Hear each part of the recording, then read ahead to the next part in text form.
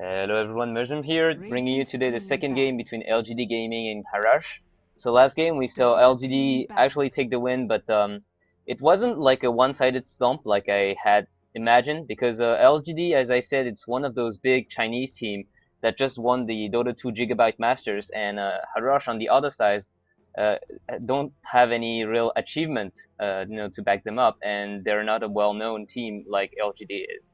So they were standing their ground pretty fine, and we saw how strong a Kari Morphling can be in the last game. But the stronger the Morphling is, the stronger the illusion of the Morphling is when he goes through the Darkseer wall of LGD Gaming. And in the end, we saw, in some team fights, the Harrosh supports just getting picked off by their own carry because the Morphling just went through the wall, and the Morphling illusion would deal 90% of the Morphling's own damage. So LGD Gaming starting with a Chan ban and Harrosh answering with a Lycan ban. So far so good, very common bans. Both of these heroes, I remind you, are actually very good in the current metagame because they're very strong at pushing and applying like early pressure. Lycan, it's less about early pressure, but like mid game push power, and it's one of those heroes with the firm up Syllabaire and the tiny Aghanim that can just, if you lose a team fight, wreck down your whole line of towers and barracks. So very dangerous hero to play against, to make any mistakes against. And we're gonna see a Enigma ban from LGD, so banning two junglers, two very good junglers, and also two very good pushers.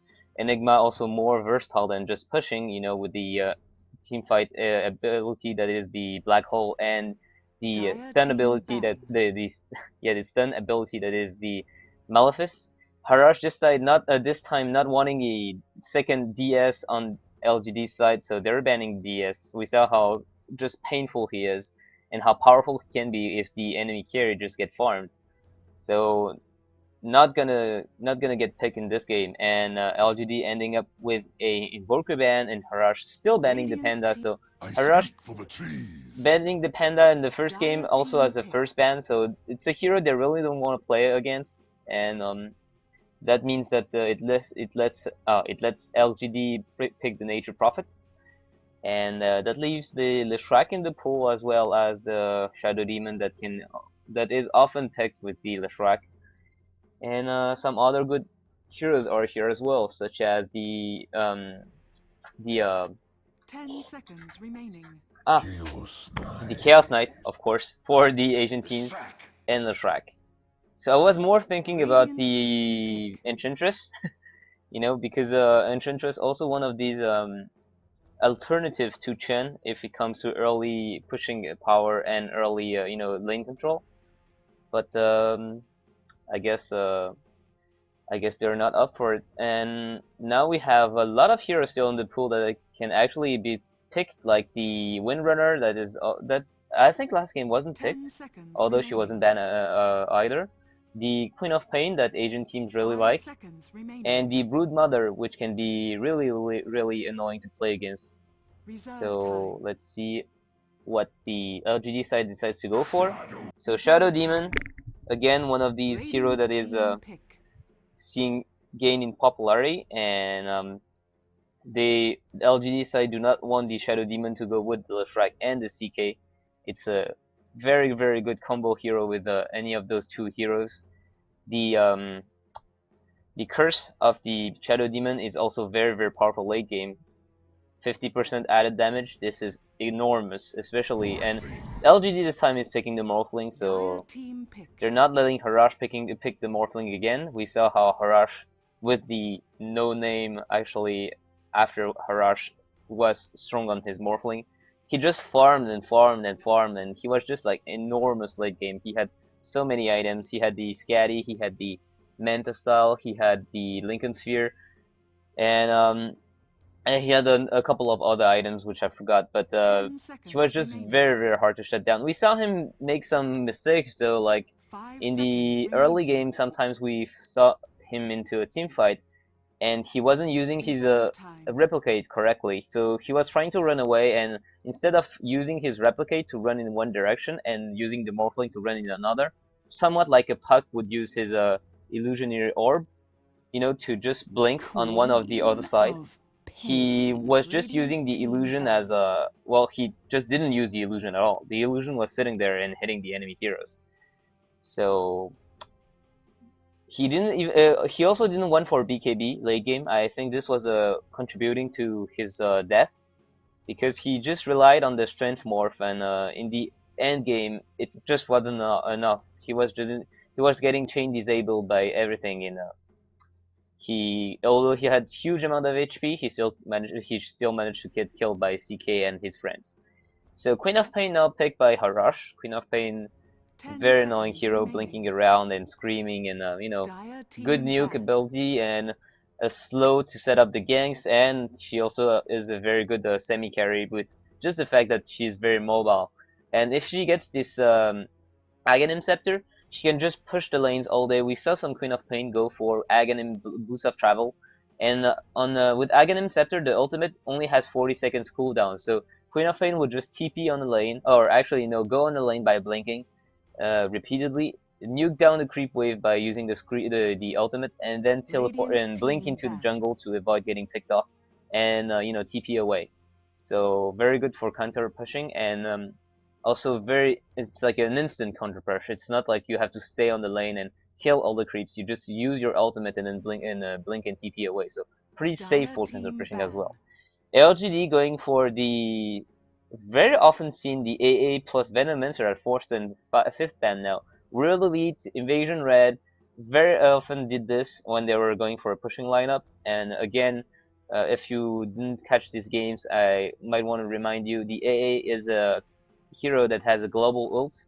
He can use it pretty much everywhere on the map. He just has to aim, and it blasts the units in the AOE for damage, and also it gives a debuff that one makes you shatter if you go under 10 10% seconds HP, remaining. but more importantly, disable any kind of heal you might have. So 5 no salve seconds can be used, remaining. no mechanism can be used. It can be used, but it will have no effect.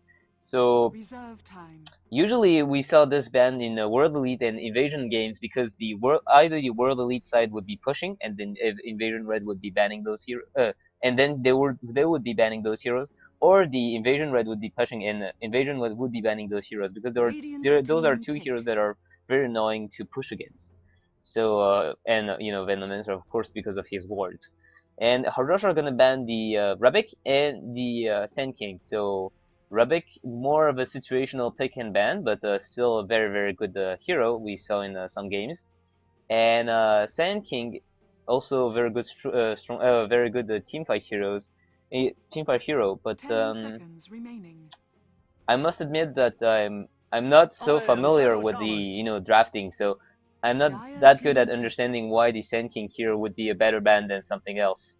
So Shadow Shaman picked by LGD, so if they're looking for this pushing lineup, it might be that Shadow Shaman goes mid, and we have a Morphling plus Shadow Demon bottom, and that leaves either a Prophet jungling, but we rarely see that now. Usually, Prophet will go in the solo suicide lane, and 10 we might seconds see another remaining. hero picked for the tri lane with the Morphling. And on the other 5 side, seconds we may very remaining. well see a Queen of Pain middle, a CK plus Leshrac top with maybe a third solo Reserve time. with maybe a third tri-laner and a solo bottom. So what are they gonna go for? Right now, as solo bottom, we have Windrunner, which is still available, and Broodmother, of course. Broodmother is still available, but Radiant team pick.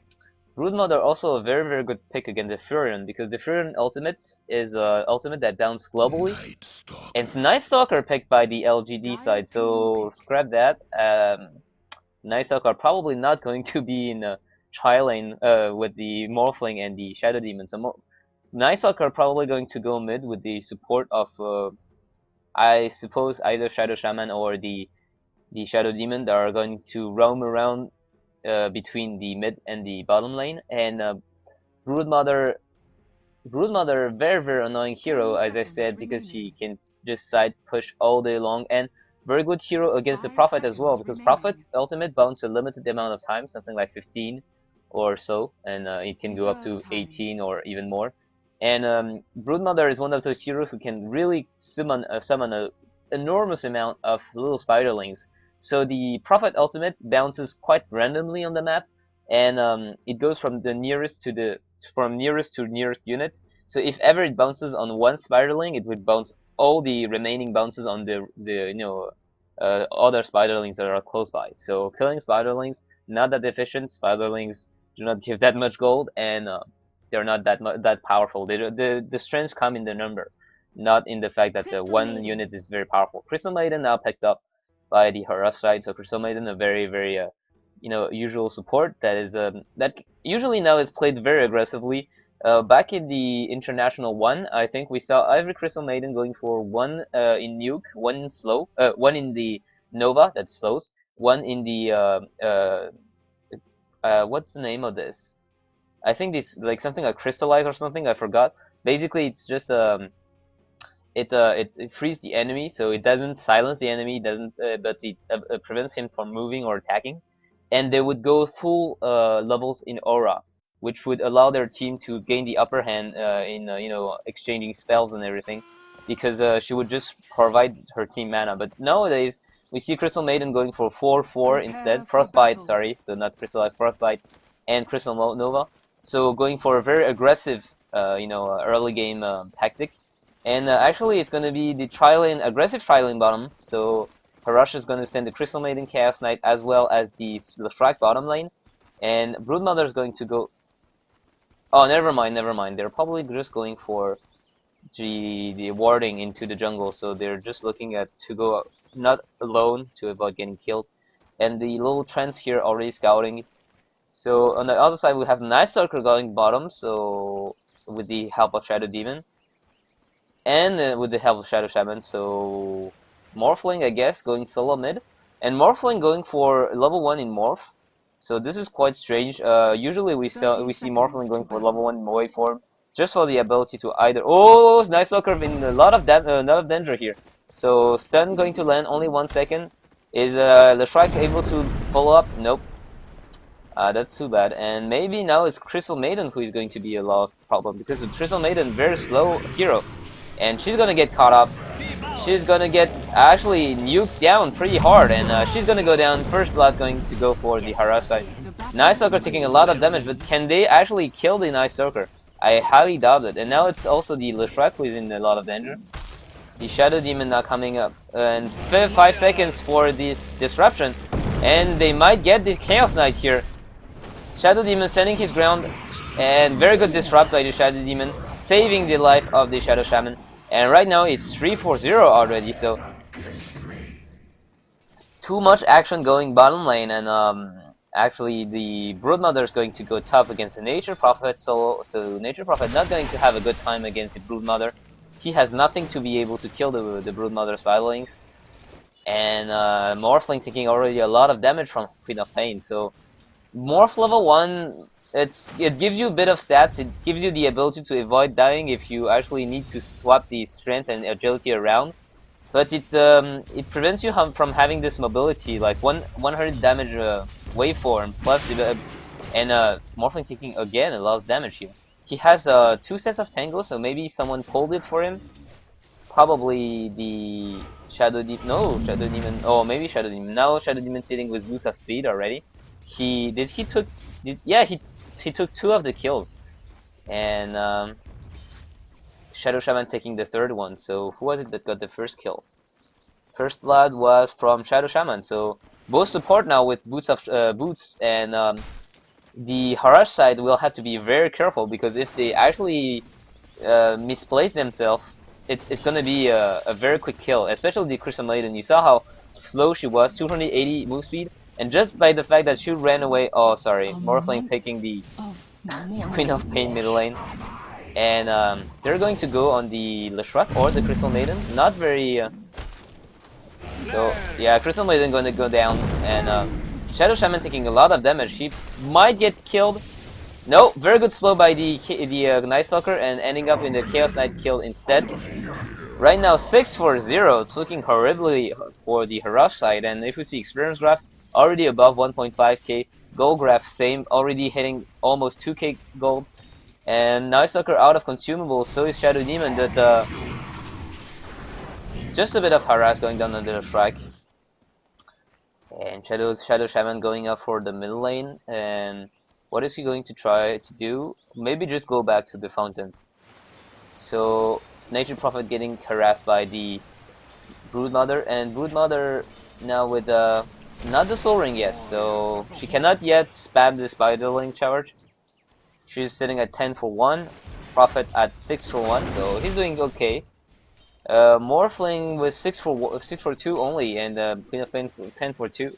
But Morphling was a kill, and he has this bottle with the haste. He has to be careful though, and this is why he had to be careful. Queen of Pain with a very good burst damage, so Morphling sitting with only 100 health. Maybe he thought he could manage to waveform out before the scream happened, but you know, sitting with the haste rune, why waste this? And now we see the Harrosh side using even a ward here to see the rotation, the movement come from the Radiant side, and this aggressive trialing so far not working for Harrosh, and I must say that normally Chaos Knight, Leshrac plus Crystal Maiden looks pretty strong with the ability to, and Dire Courier just killed with the Queen of Pain. So Queen of Pain also getting crushed middle lane pretty hard, and I was saying the CM too far away for the LGD side to think of going. And I was saying normally this trialing looks very powerful. Crystal Maiden, Chaos Knight, Leshrac is a lot of nuke power that can come from the Dire side, but LGD LGD just picking up the 3 first kills and giving them a very strong advantage. And now Shadow Demon with the level 2 Soul Catcher with the and Shadow Shaman with the level 2 Ether Shock with 2 disabled, as well Night Stalker with his level 2 Void. Too much damage coming for one single unit, and yeah, they're gonna catch up Crystal Maiden again, but too far, maybe not wanting to go. Are they gonna go? Yes, and Shadow Shaman is actually taking a lot of damage. He will probably die. Yeah, he will die, but on the other side we have Crystal Maiden dying, and Chaos Knight now also taking a lot of damage. Are they going to tower dive this? Yes, they are. They see that wait, Shadow Shaman didn't die. Oh, he had this magic wand that he used to actually save himself. I saw he was frostbite with so low health, I was sure he would die. But not the case, so I was talking a bit too fast. And Broodmother now controlling totally the top lane, but 27 for 1, and the Furion is still 21 for 1, so he's farming still pretty well. He has to back now, but it's no big deal. He will teleport, a bit later. He doesn't need to. And Morphling now with 2 bottles. What is that? Radiant structures are fortified. Whoa, this is something really strange that I never saw before. And the courier actually has 2 bottles with the bottle on the Morphling. That makes 3 bottles for the Radiant side. And that's Shadow Demon with 1 empty bottle and with 1 full bottle now, with also the Arcane Boots, so now the tri-lane is going to look even stronger. Chaos Knight is going to steal the haste. And are they going to try and do something? The Shadow Demon is going to get caught up alone, and Leshrac is actually... So Shadow Demon caught up, but Leshrac probably going to go down and answer as well. And Chaos Knight is just running away pretty fine with his haste rune. So now the top tower getting pushed down by Broodmother. Nothing very strange here. The Prophet does not have anything to counter the push of the Broodmother, and he's gonna go for the late game Hand of Midas build. So farm build. The farm build can be actually very very powerful, but it's also a risk to take if your early game goes very wrong. But right now the early game looks great for LGD, 12 for 2. So they're not so, and a fussive blink by the Morphling, but now teleport coming in, and now he has no blink anymore, and he's Morphing's friend for his dear life, and looks like he's gonna be enough. It's the disrupt coming up from the Shadow Demon, and The Crystal Maiden really wanting this kill, but in the end, it's gonna kill her. I don't think the Morphling would have went down anyway. It's 150 health, and Crystal Maiden looks like she's level... Yeah, she only has level 2 of Crystal Nova. So with the magic resistance, teleport by Nature Prophet, wanting this Queen of Pain very bad, and she's gonna go down. No, Chaos Knight too risky to go for. Right now, if he went, and he has no level with Silence, so if he went under the tower and the Chaos Knight stunned him, with his low health, he would have been, you know, in a very big risk, and no one really right now going for the Urn of Shadow, so I'm surprised. So in a lineup so aggressive, I thought the Night Stalker would go straight for the Urn of Shadow instead of going for the bottle, but right now, three people with the bottle, so they're roaming around. They have a Bottle Crow doing everything to bring back the mana, and the health. Night Stalker with the bottle, and with the invis in the bottle. So, and there's a Sentry Ward looking here. So, nope, he's gonna go bottom. Maybe looking to snatch a kill. He's gonna go for Vanguard. And for those who don't know here, the bottle, if you use the invis, you can actually use one charge of bottle right after without getting dispelled. But if you try to get 2 charges, you will not be able to. And he's looking for something to do, but he knows that there are 2 supports. The Leshrac is only baiting, and now the Shadow Shaman used a salve on him, and they might still look for it because Night Stalker with his Vitality booster very tanky. So if the Leshrac gets too out of position, he will get killed. He will get nuked down, and oh, so the Prophet just used his teleport to kill the Broodmother. Is it going to be enough? Is it going to be enough? Yep, it is. So she's going down, and Night Stalker not being able to kill anyone, and the Prophet just TPing top means that he cannot TP bottom either. So that means that if Night Stalker went, it would be 2 against 5 without the probable help from the Night Stalker, from the Furion. And Chaos Knight taking a lot of damage. He actually went for the Urn of Shadow, and he's gonna get actually attacked, but whoa, lots of damage from the Ether Shock plus the Furion ultimate, and both of them are getting caught off. The last Ether Shock sealing the Chaos Knight's fate, and wards are going to get dropped by the Shadow Shaman with the aid of the Trance to kill the first tower. So 2 towers going to go down now. Only 1 tower for the Dire side. The Broodmother took this one pretty early, but except for this, nothing.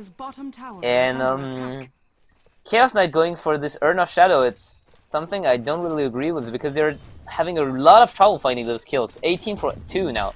So one-sided, very one-sided stomp. And if you aren't able to get the kills, it's no use getting an Urn of Shadow. And trying to catch the Night Stalker, they will actually catch him, and he will go down for the first time. Good try to save by Nature Prophet, but unfortunately the double edit AOE is quite big, so it still dealt damage to the Night Stalker. Although the Trends were here to also prevent it, and Broodmother looks like she's gonna go down again. And it's a curse from the purge from the Shadow Shaman, followed by Morphling wave plus the Prophet making sure that she would not run away. If she actually tried to, he could have sprouted. So too much damage coming in, and in my opinion, the Broodmother should try to do something else and not try to push this top lane now. She knows that every time she try and do this, someone can just come in and use the dust. Even worse, you have a Nature Prophet against you, so Nature Prophet can just teleport with dust and use it on you. And you cannot run away from a Shadow Demon Purge plus a potential Shadow Shaman plus the Nature Prophet Sprout. She has no blink ability, this Broodmother. She can only run very fast, and running very fast against a Purge is not gonna work.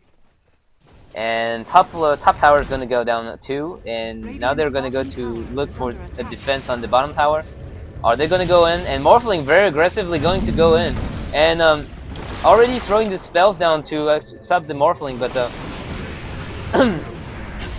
Morphling, Crystal Maiden going to go down. The Leshrac not going to be able to run away as well.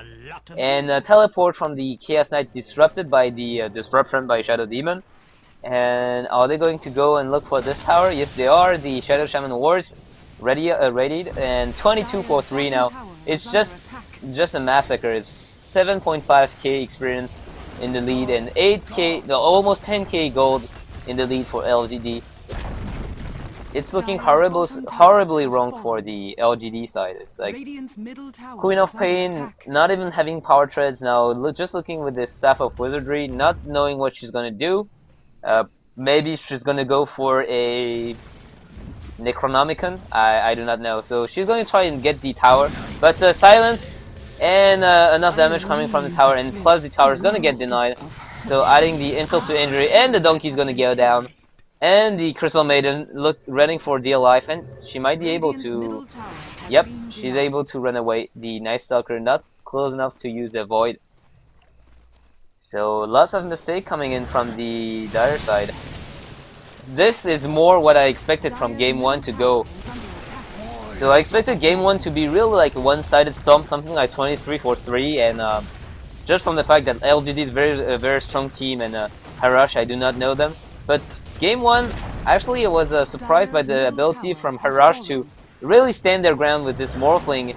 And not only the Morphling, but the entire team was doing quite well until the late game where only the Morphling had farm, so without the Morphling they wouldn't do anything. And now it's just the opposite. It's just what I expected from game 1, which is a stomp, 23 for 3.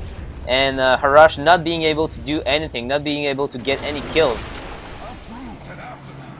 Lestrike's gonna get picked off probably. No, it's just an offensive. Oh yes, Myzzrym, just one wave and 2 auto attacks, and she's gonna go down. Morphling taking a lot of damage, but he's morphing strength all the way, so he's okay, no problem. Now the Queen of Pain ultimate coming in, not being able to pick anyone. The Morphling strength morph just too powerful. And now he's sitting with 2.2k health just by the strength morph. And they're trying to get the barracks, and they're probably going to get it. There's nothing really the Radiant can do, the Dire can do, and Crystal Maiden going to get picked off. Wave plus nuke plus the Soul Catcher, and this is just horrible. The Broodmother not being able to do anything, just picking one tower, and GG, well played. Announced in 15 minutes into the game. Everyone is like everyone's CCing right now. Thanks for the game. You all sent spies, Harrosh said. The Park Bomb.